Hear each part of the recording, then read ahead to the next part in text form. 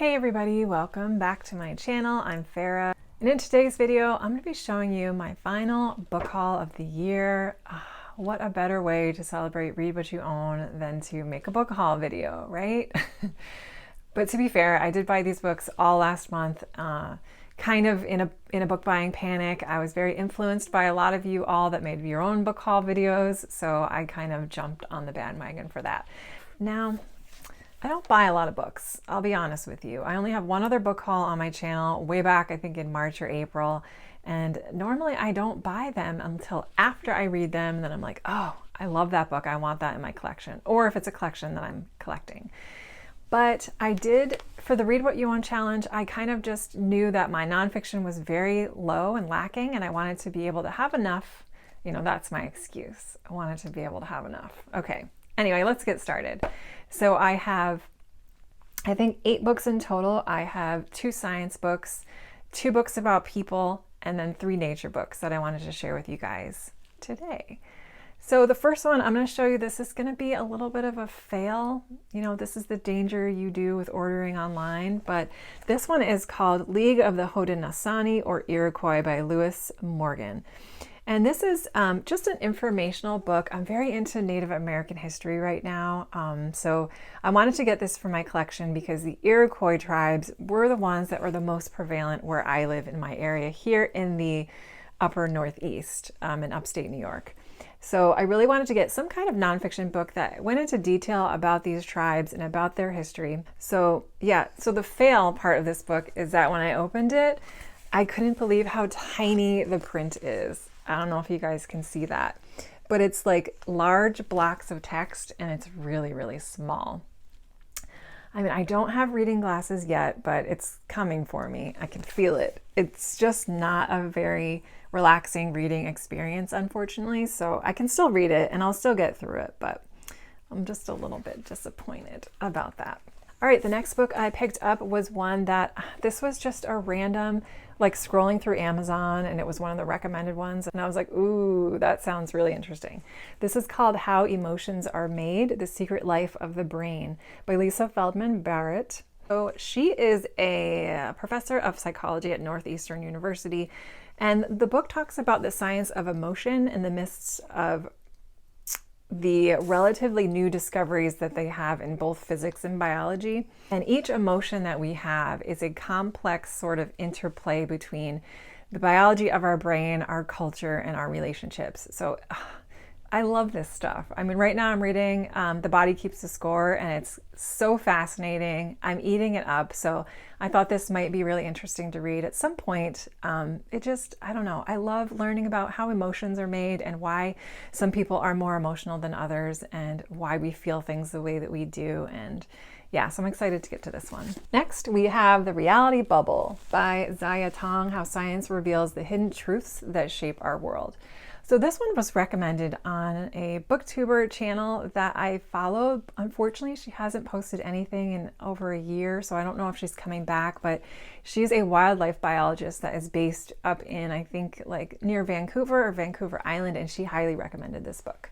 She examines 10 of the world's biggest blind spots in terms of interpreting our natural reality around us. I'll just read you the back really quickly. It says, our naked eyes see only a thin sliver of reality. We are blind in comparison to the X-rays that peer through the skin, the mass spectrometers that detect the dead inside the living, or the high-tech surveillance systems that we see with artificial intelligence. And we are blind compared to the animals that can see in infrared or ultraviolet or in a 360-degree vision. So yeah, she examines 10 of the humanity's biggest blind spots and revealing not only the things our eyes can't see, but more dangerously, the blindness of modern society.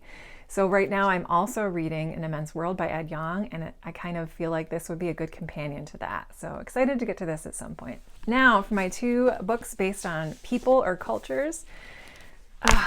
You guys, I freaking love the Amish. So I picked up this book called In Plain View, The Daily Lives of Amish Women by Judy Stavisky. And I actually have 3 vlogs on my channel where I've gone to Lancaster, Pennsylvania and visited the Amish culture. So it's just an area that I'm really interested in. I know I romanticize the Amish in my mind a little bit, but I am so fascinated by them. I'm fascinated by how they live their lives, how their relationships are, how they raise their children, how they find their identity and purpose in a culture that is very focused on the group rather than the individual person. So really interested in getting to read this one as well. Another person that I am really fascinated about is Wim Hof, the Iceman. So this is Wim Hof, the Wim Hof method, and activate your full human potential. So I discovered Wim Hof quite a few years ago when my family and I were driving to Florida. My husband put on a podcast where he was talking and I was immediately hooked. So he is such an interesting person. If you don't know who he is, I think he's Norwegian, and he holds some of the records for cold submergence. So he can do things that are just incredible. I think he leads hikes up Mount Everest barefoot and just in shorts. He can tolerate intense amount of cold, and this book I think is just an exploration into how to get outside your comfort zone and how to push your body to limits that, that you might not have thought you could be able to do. I did participate in a cold shower challenge a few years ago, which was really, really cool. I've always wanted to do like the ice baths. There's just something that happens to your body and to your mind when you submerge yourself in cold water, and it's really good for your muscles. And I'm probably going to try, after I read this, if I'm inspired, I want to do another cold water shower challenge. So really interested in him and really interested in to get to this book. Next, I have Landfill, Notes on Gull Watching and Trash Picking in the Anthropocene by Tim D. This book is really interesting to me because it talks about how we try to control the environment and all the things that we do and how they affect animals, and how there's some animals that actually persevere in our world despite what we put them through. So seagulls have adapted to our intense amount of garbage that we throw into the environment. And I don't know a ton more about this, but this was also recommended on that wildlife biologist booktuber that I mentioned. I'll leave her channel below. So it just sounded interesting, so I thought I would pick this one up as well. This is pretty short too. Okay, next we have Braiding Sweetgrass, Indigenous Wisdom, Scientific Knowledge, and the Teaching of Plants by Robin Wall Kimmerer. And this book I've seen all over BookTube. This is just a typical BookTube made me buy it. The premise sounded really interesting. And my sister actually knows the author. They worked together at one of the universities that they were both working at the time. So my sister saw this book on my table and she's like, oh my gosh, I know her. So that was really cool. Yeah, so really interested in getting to this. And then lastly, we have 10 Birds That Change the World by Stephen Moss. And this is another one that I just happened to see browsing on Amazon that sounded really interesting.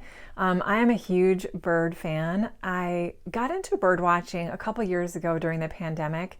I was interested in getting back into the wildlife conservation, which is what my original degree was in before I became a nurse. It was zoology.